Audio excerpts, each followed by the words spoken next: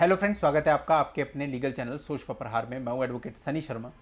दोस्तों, आज की इस वीडियो में मैं आपको बताने वाला हूं एक ऐसी परिस्थिति के बारे में जहां पे ये सारी चीज़ें सॉर्ट आउट हो जाती हैं।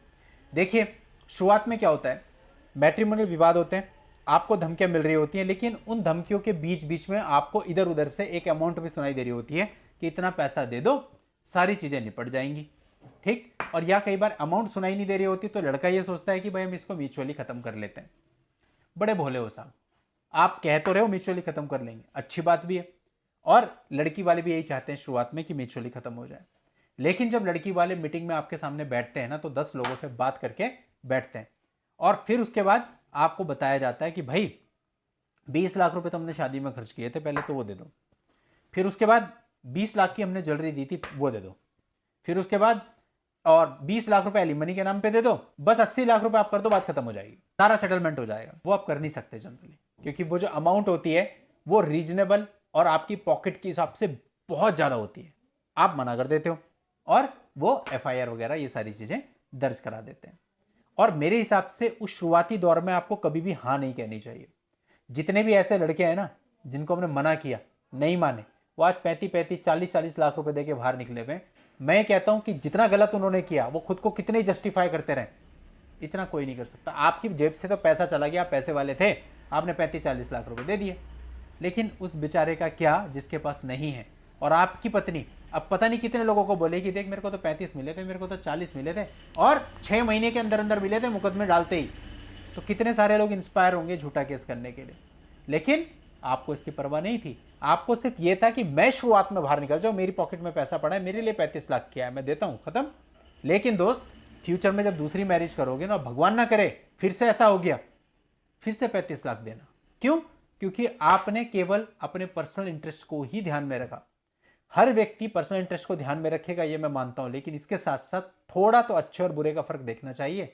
थोड़ा तो आदमी के अंदर स्पिरिट होनी चाहिए लड़ने की, कि अगर मैं लड़ूंगा तो कम से कम कुछ चीजें ठीक होंगी। 2 लड़कों के एक साथ केस हुए। एक लड़के ने तो जैसे एफआईआर हुई, बंदा एक बार भी कोर्ट के अंदर नहीं गया, सेटलमेंट पे आ गया, 35 लाख रुपए देके छुटकारा पाया। दूसरा लड़का जो था वो कम से कम 6-7 महीने लड़ा। 6-7 महीने में उनकी जो डिमांड थी वो 50-60 लाख वाली, वो नीचे आ गई और फाइनली उनका 18 लाख रुपए में सेटलमेंट हुआ। मैं कहता हूँ वही लड़का 6 महीना और लड़ता तो वही 10 लाख रुपए में सेटलमेंट होता। तो यानी अगर आप थोड़ा लड़ेंगे तो सेटलमेंट आपका बहुत ही रीजनेबल होगा। अब बात करते हैं कि चलो एक ऐसी परिस्थिति आ गई जहां पे आपके सामने एक ऐसी अमाउंट आ गई जो कि रीजनेबल है, आप भी उस पर एग्री हो गए, चलो यार इतने में फर्क नहीं पड़ता, इतना तो मेरा लिटिगेशन में भी लग जाएगा, और उसको लड़की वाले भी मान गए कि चलो हम भी निपटाना चाहते हैं, दोनों का बन गया। अब यहां से स्टार्ट होता है नया खेल, जिसके बारे में मैं आपको इस वीडियो में समझाना चाह रहा था। अब उन लोगों का सामने गेम स्टार्ट हो जाता है। सबसे पहले तो क्या कहते हैं, म्यूचुअल डाइवोर्स हमारे प्लेस पे फाइल होगा। दूसरी शर्त, हमारे वकील साहब बनाएंगे। मामले में तो यहां तक लड़के को बोल दिया कि हम तुम्हें पढ़ने भी नहीं देंगे, जब तुम ट्रैवल करके हमारे प्लेस पे आ जाओगे ना तब पढ़वाएंगे।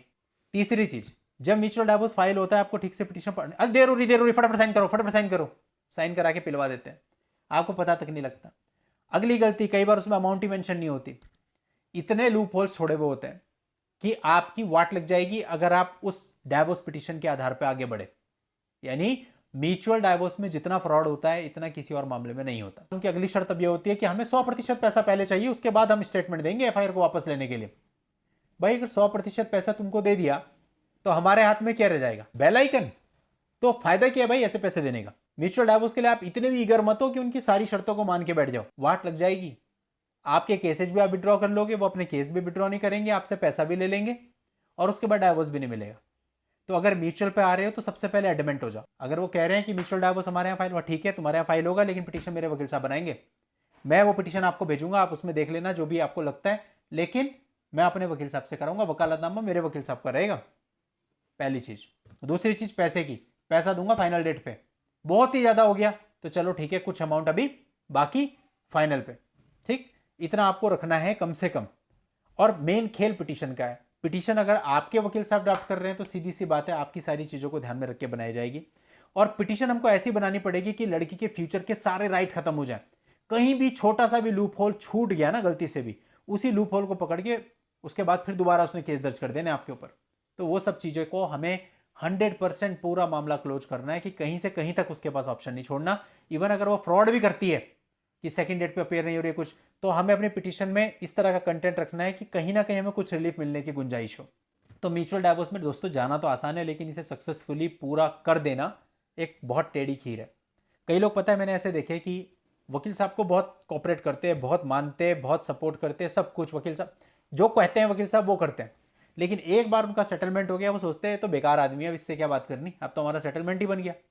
ठीक, अवॉइड करते हैं वकील साहब को। और होता क्या है, म्यूचुअल जब चल रहा होता है, मीनवाइल कुछ पंगा आ गया, अब आपने अपने वकील साहब से भी अपनी खराब कर ली, बहुत बड़ी मुश्किल में फंस जाओगे। कभी भी ये गलती मत करना, जब तक आपके हाथ में डाइवोर्स की डिक्री नहीं आ जाती, सारे केस फाइनल नहीं हो जाते, आपके पास सबकी सर्टिफाइड कॉपी नहीं आ जाती, तब तक मत समझना कुछ भी खत्म हुआ। ये लीगल प्रक्रिया है, यहां पे बड़ी मुश्किल होती है, कौन सी स्टेज पे क्या हो जाता है पता नहीं। ठीक, तो कभी भी किसी से भी अपने संबंध आपको खराब नहीं करने चाहिए, मेरा कहने का मतलब ये है। जो भी आपके वकील साहब हैं उनसे अगर आप इतना लंबी जर्नी से सेटलमेंट तक पहुंचे हो तो आगे भी उनके साथ आपको बना के रखनी है, ताकि अगर कोई प्रॉब्लम आ जाए तो एटलीस्ट वो आपकी तरफ से हैंडल कर सकें। मैं तो खुद रहा हूं यहाँ पे, इस तरह से लड़के हैं बहुत सारे ऐसे, बहुत इज्जत करते हैं, रिस्पेक्ट करते हैं, लेकिन जब एक बार सेटलमेंट हो जाता है ना, रास्ते में कहीं मिल गए तो देख के मुंह घुमा लेते हैं। देखिए, लोगों की प्रवृत्ति है, इससे हमें फर्क नहीं पड़ता, लेकिन इससे ना आपको परेशानी आ सकती है।